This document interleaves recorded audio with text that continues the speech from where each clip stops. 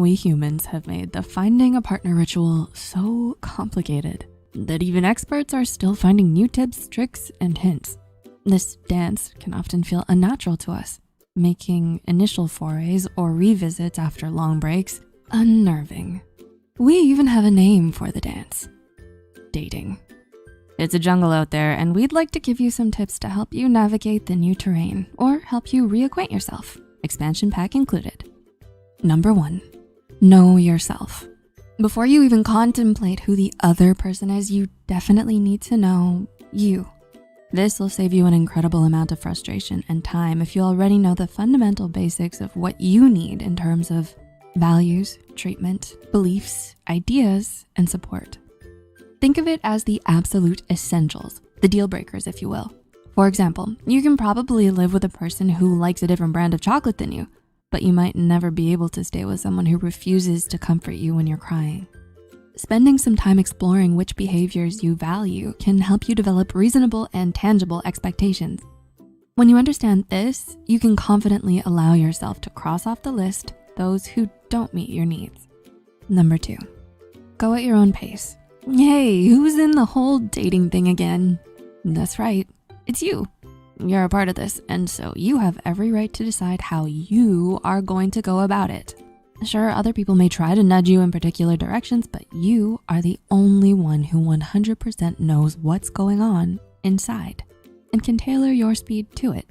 In fact, being rushed could be considered a red flag. If someone keeps pushing, rushing, and insisting despite you indicating otherwise, this is a sign that the other person can't take no for an answer, which in turn implies just how little your needs matter to them. Number 3, think of each step as practice. Do you expect to hit a hole-in-one the first time you play golf? Well, dating is kind of similar. It takes practice. These days, online meeting through texts, apps, and even online forums is far more common. No one you know has vetted these people, and if you are used to meeting people in the traditional way, this can be daunting. Certain behaviors show up more often than others. For example, if you're heteronormative, a woman will have to deal with many messages from men with a blunt, aggressively sexual approach, while the men deal with ghosting from the ladies. Interestingly enough, if you're pursuing a same-sex relationship, there is a tendency for less pressure on who sends a message first, and a lot fewer in-your-face inappropriate replies. Number 4, communicate and be honest. As nerve-wracking as it might be, dating is supposed to be a good thing, a fun thing. And there are a few things less fun than severe discomfort from awkward silences or cringy outbursts. Quite often, many of these painful dates stem from one or both parties not being honest or communicative about their intentions, actual wants, needs, and boundaries. Certainly, first impressions are important. We're not telling you to go on a first date and you're binge watching PJs after not having brushed your hair. Think of it more like, if you're not actually a hotshot gajillionaire, don't act like you can make it rain. The truth will out eventually. And that leads to seriously awkward, sometimes super embarrassing confrontations. Oh, and wasted time. So much wasted time. You do want to tell just enough so both of you understand each other. Spilling everything with all details and history in a torrential flood, especially early on, is overwhelming. While it may not be advisable to gush marriage on a first date, it's a good idea to be forthcoming about why you are dating, whether it's a hookup, a long-term thing, or even just haven't met anyone new in a while. In the same vein, don't go on and on about past partners, but being honest about the big stuff like being widowed or divorced, etc., will help steer interactions in the right direction. Giving some general but honest info will help avoid red flag status too. It's about balance. If you're returning to the dating scene after being away for a super long time and give no reason, that seems suspicious. On the flip side, if you spill every single moment of your past like you're trying to find absolution through therapy, this is also not good. Okay, number 5, watch out for red flags. And speaking of those red flags, look out for the 4 major ones: criticism, defensiveness, stonewalling, and contempt. But what exactly am I looking for, you ask? Don't worry, we got you covered. Criticism isn't a one-off, you're late. It's an all or nothing thing with the criticism flag. So more like, you're always late, or you never notice me. So the movies were right on this one. Only a Sith deals in absolutes. Defensiveness is like a pre-attack. Everything you say becomes the opening salvo for a debate, fight, or guilt trip. An offhand comment of, "It's raining pretty hard. Why'd you park so far away?" gets a response of, "I don't want my car to get scratched. Do you know how much that costs? It's just rain. What's your problem?" Or asking for fun, "Do you think a hot dog is a sandwich?"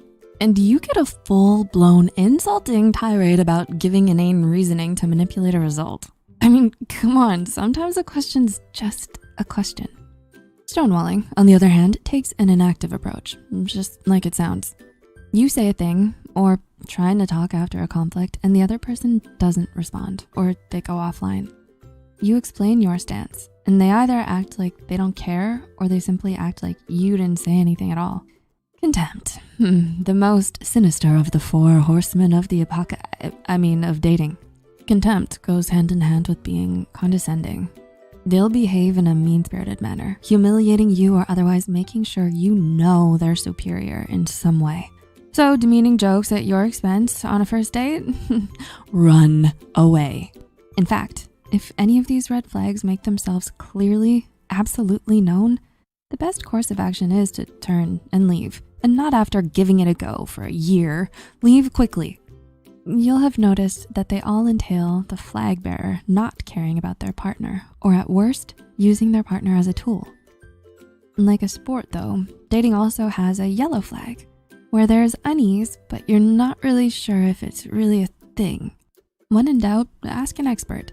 You could also sit back and ask yourself how you'd feel if this treatment was being received by someone close to you. When put in that light, we tend to lose the rosy glasses of initial dating forgiveness. Number 6, tell someone you know where you are and be aware of your surroundings. I know you've been watching those docuseries, or at least have seen the news feeds. You know the ones, where the aftermath involves a friend or family member of the victim saying, "We had no idea where they were, if only." Always let someone you trust know where you are and with who. You never know when something may happen.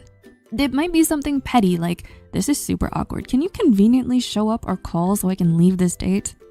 Or on the other hand, it could possibly save your life. As much as we're all digitally connected, always remember that someone you met online or while waiting for coffee is not someone you know.